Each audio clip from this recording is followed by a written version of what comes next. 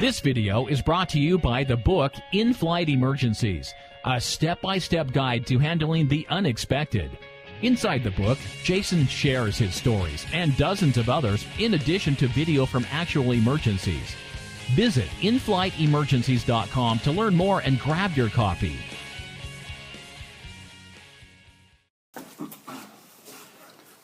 All right, guys, we're going to go ahead and get started.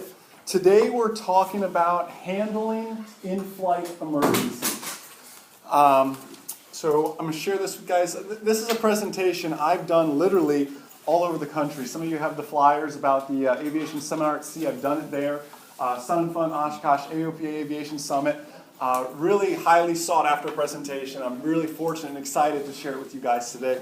So a lot of you may be asking, first off, who the heck is this Jason guy? Anybody here ever heard of a website called MzeroA.com or seen any videos? Cool, so a few people, awesome.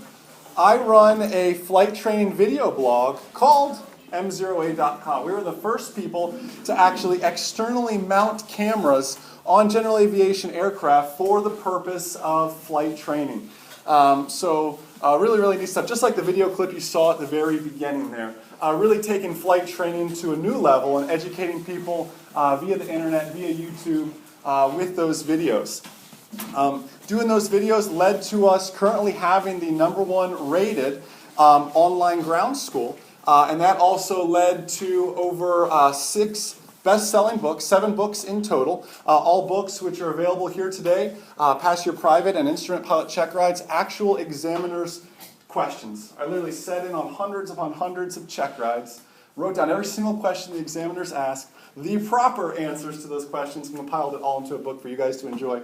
Also the book Inflight Emergencies, which a lot of these videos and clips you guys are going to see today, that's where those are actually taken from. And also very privileged to be asked by the FAA to rewrite the Pilot's Handbook of Aeronautical Knowledge and the Airplane Flying Handbook, include videos in that, and the most recent bestseller is the FAR AIM in plain English. I took that big 1,200-page FAR AIM and condensed it down to about 100 pages of what you really need to know for your private and sport pilot certificates, and then explained it in plain English. And that ultimately led us to having our most recent thing, the Aviation Seminar at Sea, which I gave you guys flyers about. We're on to our 2nd annual one now. Doing seminars at sea, issuing advanced and master wings credits to help renew your pilot certificate at sea. Went to Airport Beach in St. Martin, so really a neat trip.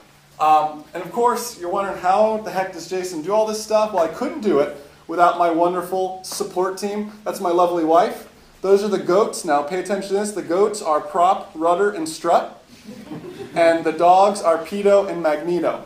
Now Ashley told me I'm not allowed to name the children, although I think Bernoulli is a really good name for a little boy. I mean, that's just my personal opinion. May get picked on at school, but oh, cool name. So anyways, what we're going to talk about today, and someone told me earlier, the shirt is really appropriate, keep calm and fly on, for in-flight emergencies. What we're going to talk about today is just that. We're going to talk about how to handle 3 types of emergencies. We're going to talk about an engine failure in flight. We're going to talk about engine failures on takeoff, both with runway remaining and without runway remaining, 2 very different scenarios. And we're also going to talk about how to better plan for the unexpected. So for those of you that are into taking notes, I definitely suggest having your notepads ready with that. So the first thing I want to talk to you guys about is this: an engine failure in flight. And I'm going to share this video with you guys. It's slightly humorous at some points. I had to bleep out all the colorful language, so it's PG, I promise. This is back, 2 gentlemen. This is back when the company Data Toys first really pioneered in-flight video. I mean, the system was very expensive to have, so not a lot of people had it. This was the very first year of them releasing it. These 2 gentlemen are actually flying to this very event about 6 years ago, flying to Sun and Fun about 6 years ago, and ended up having an engine failure in flight. So we're going to kind of watch this and analyze this incident. It ends in I'm not a big fan of like gloom and doom stuff. It ends certainly in a positive manner. They actually end up landing on a road and like pull into a Taco Bell, so everything was okay. You guys will be able to see that real quick. So let's go ahead and watch this clip.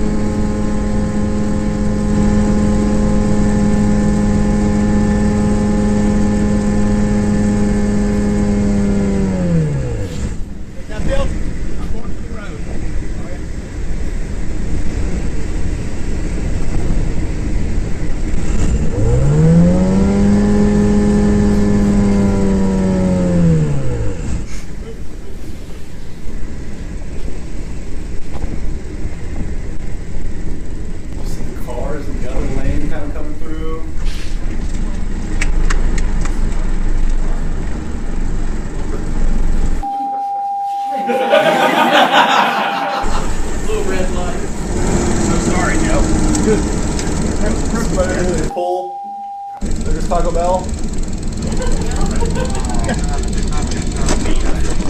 Watch swing, watch swing, watch swing.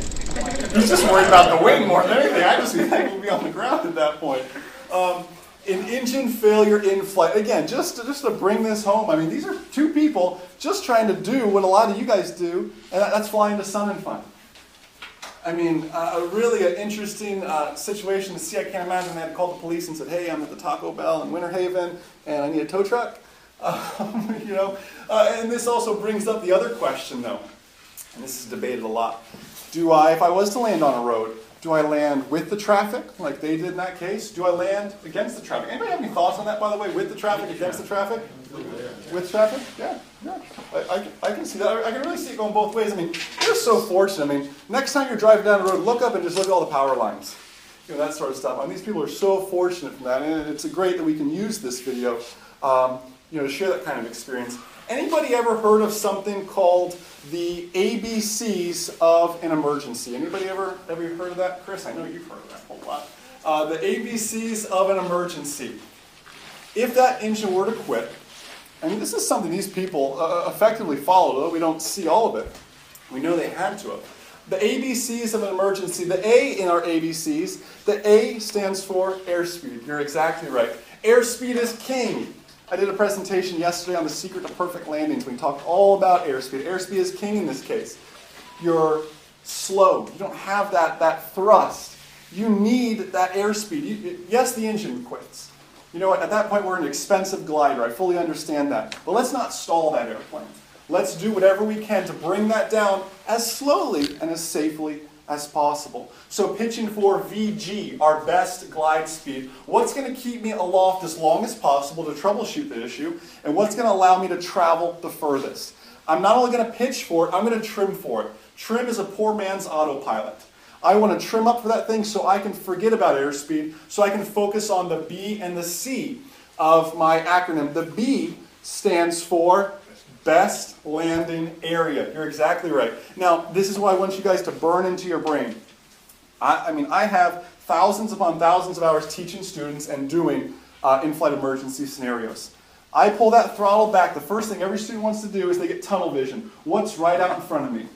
And I, as a kind of a sick flight instructor, I'll sometimes put that beautiful runway right back down behind them. And they're just so glued on what's in front of them. I'd say, listen, there's a beautiful runway right down there behind you. So, not to get tunnel vision. Look for your best landing area, keeping in mind your best landing area might be behind you or below you. Below you would be the best case scenario. So look for that best landing area and don't get tied up in tunnel vision. Once you have that best landing area, by the way, you need to stay committed to that. You want to talk about a quick way to screw up on a check ride? A quick way to screw up in a real life situation like this is to go, I got this field. And you head that way towards that field and you go, no, this field looks better. You head towards this field and you can't commit to a decision. And what happens is you miss both fields, ultimately. Once you pick that point, you've got to stick with that point. Because you're going to devote all that last bit of altitude you have to actually making that point. And the C in our acronym is for our checklist. Now, I fully understand that not in every scenario are you going to be able to pull out the checklist and fumble around with those papers. You're about to make the most important landing of your life. Okay, I totally understand that you may not have time to fumble through that checklist, but you should have some sort of flow check memorized. Again, assuming you have time. For example, in the Cessna 150 512 Romeo that I fly, you guys see in all the videos. If I were to have an engine issue, I'm going to start on the floor with my fuel selector valve. I'm going to work my way up to check the mixture. I'm going to come across to check my carb heat. Work all the way past those fuses. Fuses aren't going to help me with anything. All the way over, check my primer, check my ignition. Okay, I'm going to troubleshoot all the things. I have a whole flow check. And if you read my actual checklist, it's exactly what it tells you to do. I just have it memorized from the floor, up, and over. The easiest way to remember it. It's called a flow check. Do it through muscle memory. And that's going to help you a ton. From there, I'm squawking 7700, and I'm really talking to anybody that'll listen. A lot of the older books teach, hey, go to 121.5. You know what? No one's listening to 121.5 anymore. It's just a reality of it. Yes, I know the Civil Air Patrol does. Yes, I know some airliners still listen to it. But especially with all these tower closures that may happen now, there's really not going to be anybody listening to 121.5. So I'm going to jump on flight following. I'm going to jump on some frequency where somebody's going to listen to me so I can tell them what's up. I wouldn't use 121.5 as such a reliable source as it used to be, say, 5 years ago anymore. So C is checklist. This, of course, like we saw in our video, is certainly time permitting. These guys in this case, they were at what? They're approaching into Sun and Fun. I, haven't read the NOTAM in a while, but it's, 1,200, 1,500 feet you're coming in here at. You don't have time for a checklist. They made the right decision. Pitch for my proper airspeed and find an area to land. They thought about a field, they committed to the road, and they stuck with it and had a positive outcome with that. Choose your field, stick with it. If you don't have time for the checklist, that's A-okay. Focus, because you're about to make the most important landing of your life effectively. All right, so that's our engine failure in flight. Let's take a segue real quick, and let's talk a little bit about planning for the unexpected.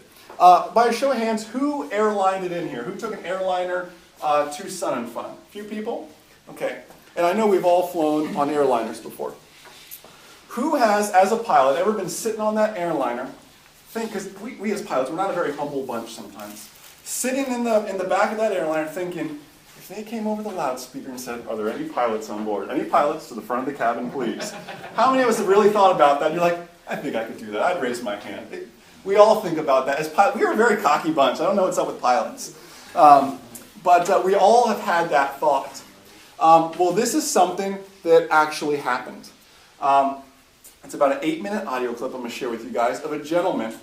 I am talking brand spanking new private pilot. 50 hours, just past his check ride, as new as you can get. Decides he's going to celebrate by chartering a King Air. He's not the pilot, he's chartering a King Air to take his family on a vacation to the Bahamas to enjoy it and to celebrate his success of becoming a private pilot. So they charter that King Air 200, single pilot. He, his wife, the kids are all in the back having a good old time, and the pilot actually passes away in flight. So now the only pilot on board is this 50-hour, Cessna 172 pilot who's going to have to hop in the seat of this King Air 200, and by the way, his family's behind him. It's a slightly humorous clip, and of course, again, everything I show you guys always has a positive outcome. We're not into that gloom and doom sort of stuff. But just to listen to how he interacts with air traffic control and how they work with him and to really see how that system works. So it's about 8 minutes, and let's play that real quick for you guys.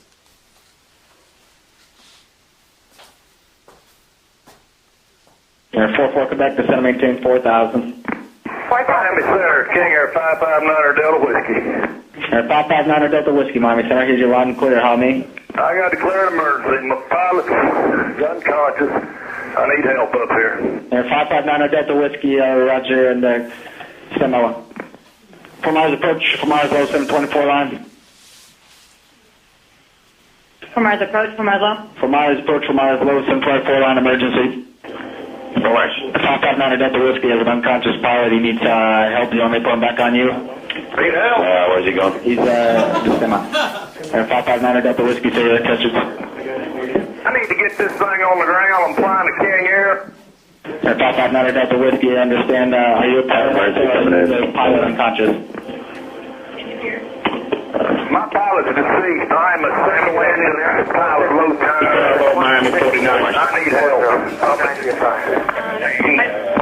I need a King Air pilot to talk to. All right, all aircraft standby. 559er Delta Whiskey. And are you at the cockpit now? I am co-pilot C. Get him out. Air 9er Delta Whiskey, understand you are able to fly an aircraft? Single engine. I need to get off this. I'm going through 11,000. I need to get level. Air 9er Delta Whiskey, go ahead and level off at 1,000. I want to do that with unset this autopilot. Air 9er Delta Whiskey, roger. 24661, contact Miami approach 133.77. 3377, 0461. American 2234, contact Miami approach 120.5. 2025, we're 2234. Vonto 108, descend and maintain 8,000, next flight down. Hurry down to 8,000, flying 108. There you go, Air 9er Delta Whiskey, are you able to maintain 12,000? Well, do I turn off the, I'll tell or not, it's steady climbing, and but it looks to me like my altitude descent is on 10,000. I don't know why I keep going climbing. Figure out how to level off. And November 9 Delta Whiskey, okay, and you think the autopilot is on? I know it's on. And November 9 Delta Whiskey, all right, can you tell what altitude it says it's going to climb to? The altitude said is 10,000, but I'm going through 13 now. I should have leveled off at 10, so how do I stop that is what I want to know. 559 Delta Whiskey only, and understand, so we're trying to find some help out here, and you're still on a climb? Still climbing through 14,000. I can turn my altitude set to 15. Maybe that'll stop it. You said it's set at 1,000? It's set at 10,000, 10,000, but it went through that. So I need to, if I set it to 16,000, will it level off or not under altitude set? 9 Delta Whiskey? All right, November 9 Delta Whiskey. Okay, I understand you're going to be leveling off at 15,000. Is that what you're showing on the autopilot? No, autopilot once again says 10,000. I've already busted 10,000. I'm steady climbing. I need to stop the climb. Stay with me, man. Let's go. 559 Delta Whiskey. I'm here. Don't worry. We're trying to find the solution to that. Stand by. For me on the 50. Okay, number 5 Delta Whiskey. When you look at the center console there, you don't see anything with the, you see the autopilot's unable to disengage? I don't know. I know where the autopilot switch is down there. It's on engage right now. I can engage it if you disengage it. That's fine. Number 5 Delta Whiskey. Disengage the autopilot. We're gonna have you hand fly the plane. All right. Do you want me to disengage the autopilot? Number 5 Delta Whiskey. Affirmative. Disengage the autopilot. Disengaging the autopilot. I need to pull back on the throttle some, correct? Number 5 Delta Whiskey. Negative. You can hold the yoke. You got are you holding the yoke now level? Yeah, I can disengage the autopilot right now. Okay, hold the yoke level, disengage the autopilot. Say again? Hold the yoke level and disengage the autopilot, number 5 Delta Whiskey. I disengaged it. I'm flying the airplane by hand.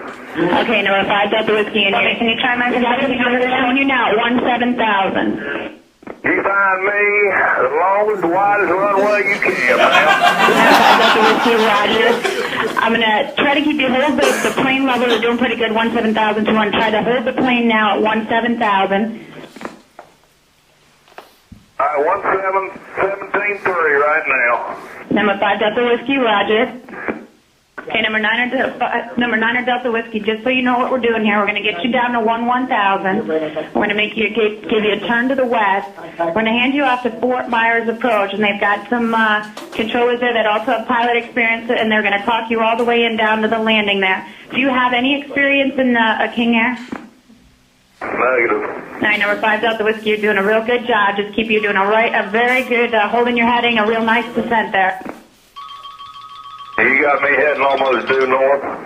Number 5 Delta Whiskey, affirmative. I just didn't want to turn you while you're descending. If you're comfortable with that, I'll give you a turn out to the west while you're descending. That's up to you. Would you like to continue straight during the descent or make a turn with the descent?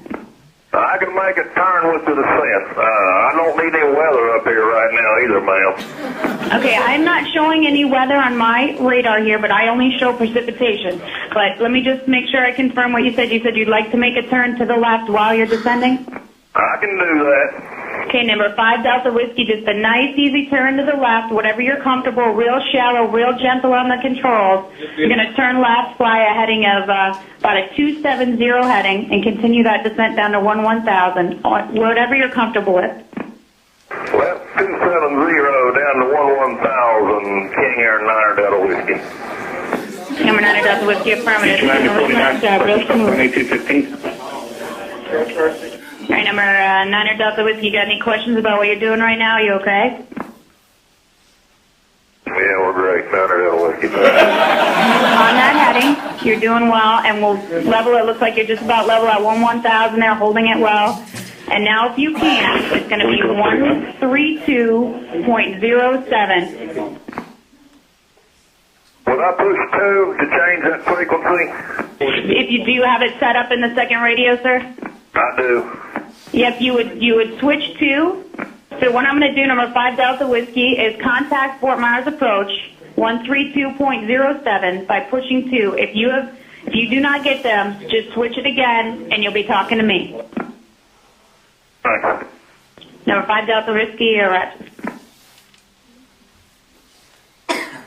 King Air 559er Delta Whiskey, Fort Myers approach, John. Fort Myers Center, King Air 559er Delta Whiskey. King Air 559er Delta Whiskey, Fort Myers approach. And are you in a descent right now, sir? Yeah, what you want me to do with it? Hold it or what? Actually, if you can, we can just start a descent down to 5,000, and we're getting some help from another pilot that's familiar with the airplane. We'll get you some information. Can you descend the airplane? I can, down to 5,000 on heading 270. This is a King Air 200. King Air 9er Delta Whiskey, Roger. We're passing that information now. If you're able, fly heading 240 and descend and maintain 5,000. Just take your time. We'll set you up for the airport. All right, 240 to 5,000, 9er Delta Whiskey. And November 9er Delta Whiskey, are you using the autopilot or are you flying the airplane? May the good Lord hand flying this 9er Delta Whiskey. Okay, very good. Thank you. One of my favorite clips by far, and I'd share the whole thing with you. The whole thing runs about 30 minutes, and you can get the entire thing inside that book I mentioned earlier, Inflight Emergencies, How to Handle the Unexpected. But it really talks about that sick scenario that runs through our minds sometimes as pilots. If I was on an airliner and they call for any pilots on board, could I handle that situation? And needless to say, this gentleman did a great job for a guy from southern Georgia. Not that you guys could tell that by any means. But really just a neat story. And again, you can find the whole thing in the book. He ends up making a better landing than most King Air pilots would make, and gets everybody on the ground safely. But it's cool to really see that interaction between pilots, even low-time pilots, flying something like that and the controllers. And if you notice just how calm that silly guy is, I'd be up there shaking in my boots, you know. And for him to be up, there are some times when he's getting professionals like, left to 270, 9er Delta Whiskey. It's like, man, this guy knows what he's talking about. Yeah, I don't know. He was calm, though. So it's just a really neat situation, and I wanted to share that with you guys. Again, the full thing's in the book if you guys want to check that out. So that's planning for the unexpected. Guys, we walk into situations all the time, flying with friends, chartering a King Air, for goodness sakes.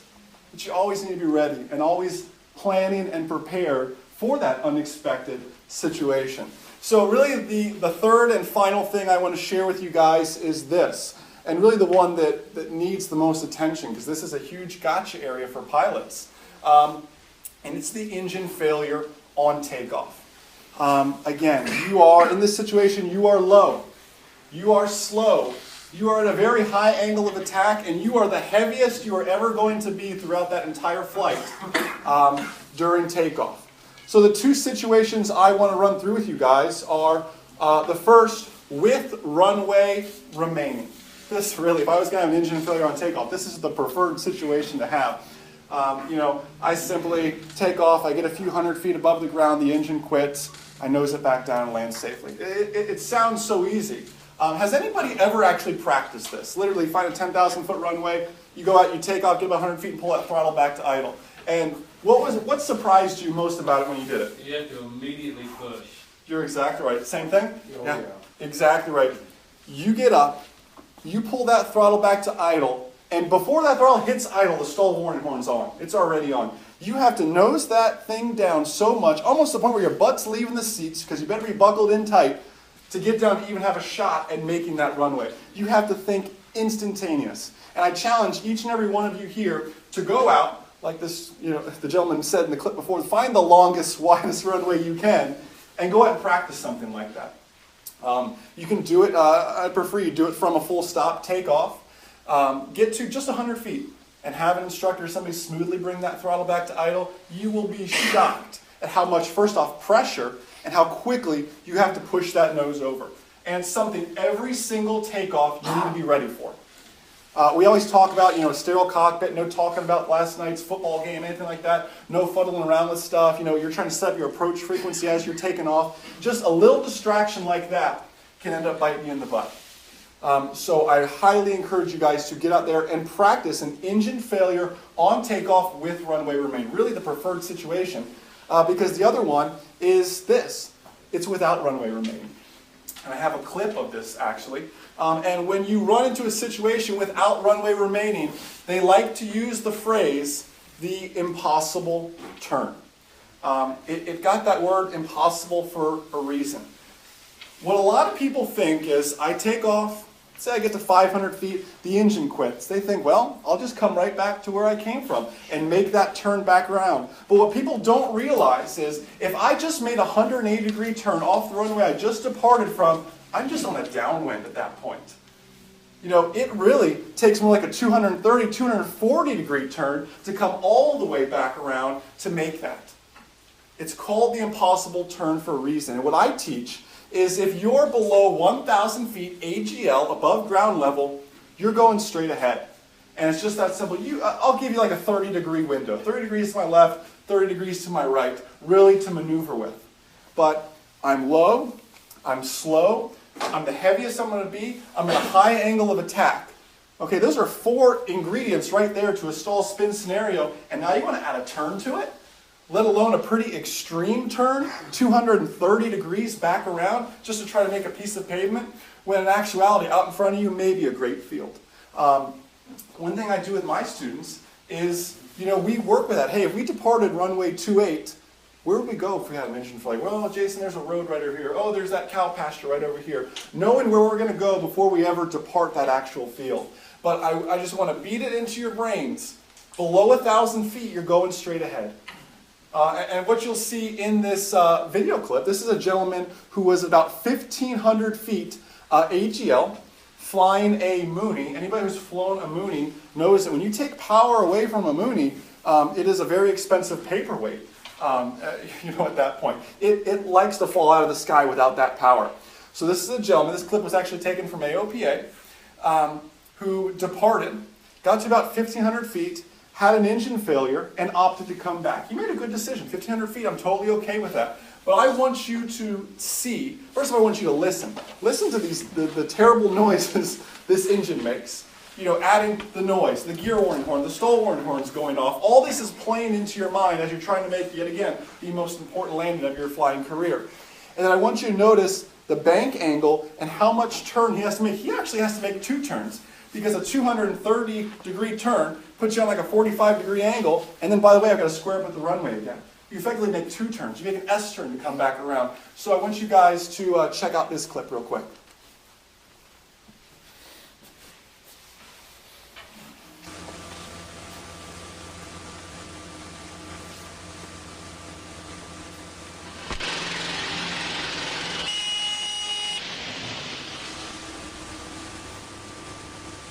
MzeroA is coming back.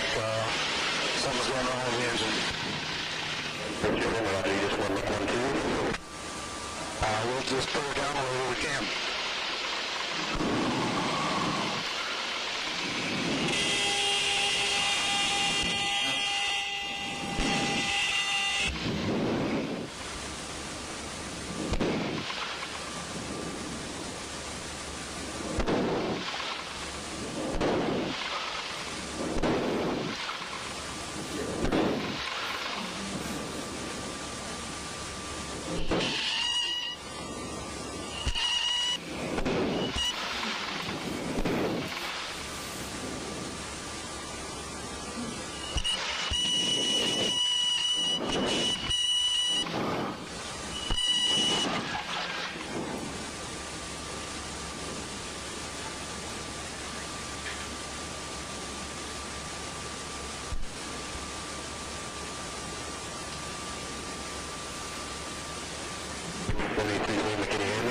I can hear you. I need a bathroom. Yeah, and it just goes to show you, everybody always thinks in their mind, oh man, engine quits, I'm going back. Did you see the bank angle that poor guy had? I mean, this man's doing a steep turn at, about 1,300 feet at that point. Yes, sir. Was that a right traffic pattern that he was in, or did he just happen to turn left? I honestly don't know, and my preference would be to turn left, to be honest with you. I don't know why he made a right turn in that case. It may have just been what came naturally to him. I'm not positive on that. you know, but just to show the exaggeration of that turn he had to make. And by the way, he didn't just make one turn. You saw he had to make a second turn. And then he was on top of the airport. That Mooney must have climbed out of there, you know, like a little bandit because, you know, he was thankful for that displaced threshold at the end of that runway because he needed every little bit of that piece of pavement. And just again, you heard how heavy that guy was breathing. You heard the terrible sounds that engine was making, the gear warning horn, the stall warning horn, everything going off at once. And now he made 2, almost 3 turns as he kind of oscillated back and forth. My whole point of sharing that with you guys is it's called the impossible turn for a reason. If you are below 1,000 feet, you're just going straight ahead. It's that simple. If you're above 1,000 feet, you can make that attempt back. And guys, this is something you can practice, by the way. And I encourage you to go out and practice this. Go up, climb up to 3,500 feet. Treat it like you would practice a power on stall. Slow the airplane down to about 60 your rotation speed. Smoothly apply full power. We're treating 3,500 feet like it's the ground. Climb up, get to about 700 feet. And try it. Bring that power all the way back. And try to make a 230-degree turn back around. And see if you can do it before 3,500 feet. It won't happen. You'd have to crank that thing around so much. And you're in such a stall spin scenario. That's why I want you up there high practicing it. Just to kind of see that. And you know what? You may say, hey, personally for me, I know Jason said 1,000. I'm making it 1,500 for me because I tested that thing. That's a hard maneuver to do. So go out there and practice that sort of stuff. So just a real quick recap, and then we're actually done here. Just to recap the ABCs of an emergency. The A was what? Airspeed. Airspeed, you're exactly right. Pitching for VG, my best glide speed. What's going to keep me up there the longest to troubleshoot, and what's going to allow me to fly the greatest distance. What was the B in our acronym? Best landing area. Yeah, best landing area. You're exactly right. Keeping in mind, where might our best landing area be? Yeah, behind us or below us. Don't get in that tunnel vision scenario. Okay, keep in mind your best landing area might be behind you or below you. And the C was what? Checklist. Yeah. Oh, yeah, I like that. Absolutely. Checklist and communicate. We could have the ABCs. I like that. It's got a good ring to it. Yeah, exactly. Exactly. And again, checklist, very much time permitting. If you're 1,000 feet and you have an engine failure, I'm not going to troubleshoot anything. I'm just going to focus on landing that airplane at that point. Okay. Checklist, time permitting.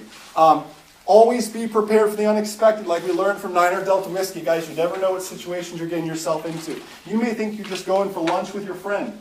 He's the pilot in command or whatever. You're just, you're lucky you even brought your headset along with you. You're just happy to go flying for lunch.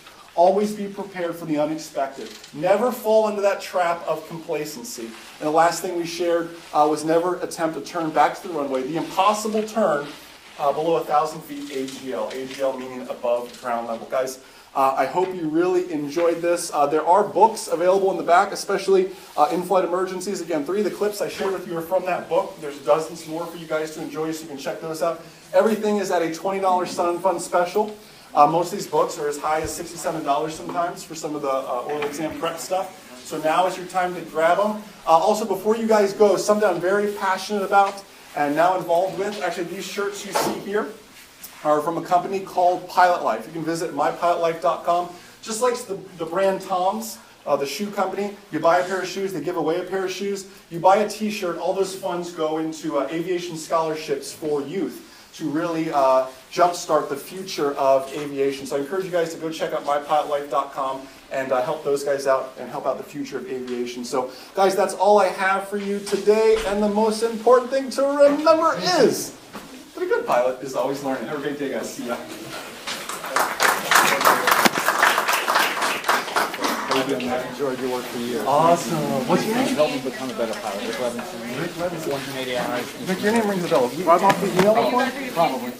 Hey guys, Jason Schappert here. If you enjoyed this seminar, I hope you guys will check out the book, In-Flight Emergencies, a step-by-step guide to handling the unexpected. Those 3 videos you just saw, those 3 clips are certainly included in the book, in addition to dozens others. And I also want to honor that Sun and Fun special for you guys as well. So you can do that by clicking that blue click here and go ahead and take action on that. Enjoy.